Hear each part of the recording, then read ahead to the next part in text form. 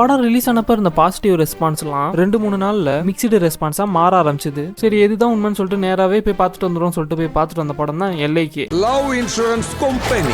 எனக்கு விக்னேஷ் சிவன் மேல ஒரு பெரிய நம்பிக்கை இருந்தது, எப்படியும் படத்துக்கு பால் தான் அப்படின்னு. ஆனா படம் ஆக்சுவலா டீசென்டாவே இருந்தது. ஆனா நிறைய நெகட்டிவும் இருக்கு, அது என்னன்னு அடுத்து சொல்றேன். இப்போதைக்கு பாசிட்டிவ் என்னன்னு பார்ப்போம். இந்த படம் பார்க்கும்போதே கொஞ்சம் புதுசா இருந்துச்சு. அந்த ஃபியூச்சர் செட்டிங், இந்த ஜேனருமே ஒரு ஃப்ரெஷ்ஷா இருந்தது பார்க்க. அடுத்து பிரதீப் S.J. சூர்யாவோட ஆக்டிங் தான் முக்கியமா. S.J. சூர்யாலாம் படத்துல கேஸ்ட் பண்ணாம விட்டுருந்தா இந்த அளவாச்சும் ஆடியன்ஸ் போய் சேர்ந்துருக்குமான்னு தெரியல. கண்டிப்பா அந்த அளவுக்கு சூப்பராகவே பண்ணியிருந்தாங்க ரெண்டு பேருமே. அப்புறம் நான் முக்கியமான பாசிட்டிவா பாக்குறது, ஒரு வழியா PR டெம்ப்ளேட்டை விட்டு வெளியே வந்து ஒரு படம் பண்ணியிருக்காரு.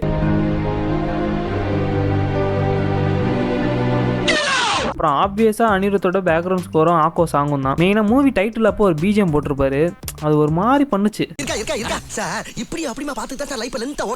அதுக்கப்புறம் சோஃபா பை சீமான வர சீன்ஸ், S.J. சூர்யா டான்ஸ்னு அப்பப்போ ஆடியன்ஸ் என்கேஜ் பண்றதுக்கு ஒரு பிட்டை போட்டுட்டு இருந்தாங்க. அப்புறம் நான் இந்த படத்துல நெகட்டிவா பாக்குறது, ஃபர்ஸ்ட் எனக்கு இந்த ஹீரோயினோட ஆக்டிங்கே எனக்கு சுத்தமா உட்காரல. இதுக்கு முன்னாடி வாத்தியார்ல மட்டும் தான் கீர்த்தி ஷெட்டியோட ஆக்டிங் பார்த்திருக்கேன். ஆனா எனக்கு இந்த படத்துல எனக்கு என்னமோ அவங்க ஆக்டிங் சரியில்லாத மாதிரியே தான் இருந்துச்சு. அப்புறம் காமெடிங்கிற பேர்ல நிறைய கிரிஞ்சான சீன் எடுத்து வச்சிருக்காரு விக்கி. S.J. சூர்யா யோகி பாபு வரப்ப மட்டும் தான் தியேட்டர்ல கொஞ்சம் சிரிப்பு சத்தம் எடுச்சு. அப்புறம் இந்த படத்துக்கு எப்படி ஃபேமிலியோடலாம் போறீங்க, ஏன்னா நிறைய அடல்ட் காமெடிலாம் வச்சிருந்தாங்க. அது பார்த்தாதுன்னு ஒரு ஒன்லி ஃபேன்ஸ் ஆக்ட்ரஸ் அவரை கூட்டிட்டு வந்து காமெடிங்கிற பேர்ல என்னத்தையும் எடுத்து வச்சிருக்காரு. அது ரொம்ப ஆப்ஜெக்டிஃபை பண்ற மாதிரி போயிடுச்சு ஒரு லெவலுக்கு மேல. அதெல்லாம் கொஞ்சம் தவிர்த்துருக்கலாம். ட்ரெய்லர்ல காட்டினதை தவிர படத்துல எதுவுமே புதுசாவே ஆட் பண்ணல. அதுவே ஒரு பெரிய மைனஸ் தான். ஏன்னா எந்த ஒரு ட்விஸ்ட் அண்ட் டர்ன்ஸும் எதுவுமே கிடையாது இந்த படத்துல. கான்செப்ட் நல்லா இருந்தாலும் ஒழுங்கா எக்ஸிக்யூட் பண்ணாம விட்டுட்டாங்க. ஏன்னா எமோஷனல் கனெக்டே சுத்தமா ஒர்க் அவுட் ஆகல. இது ஒரு லவ் படம், அந்த லவ்வே நமக்கு ஒர்க் அவுட் ஆகல. அதுக்கடுத்து நிறைய இன்ஸ்டா மீம்ஸ் ரெஃபரன்ஸ் எல்லாம் எடுத்து வச்சிருந்தாங்க. அதான் பொழுதனைக்கு இன்ஸ்டாகிராம்லேயே பார்க்குறோம், அதை வேற தேட்டர்லையும் போட்டு காட்டுறானுங்க. ஆனால் அதை ரசிக்கிறதுக்கும் ஒரு கூட்டம் வந்துட்டு தான் இருக்கு. அப்புறம் நிறைய AI ஃபோட்டோஸ் வீடியோஸ்லாம் யூஸ் பண்ணியிருந்தாங்க, அது பிரச்சனை இல்லை.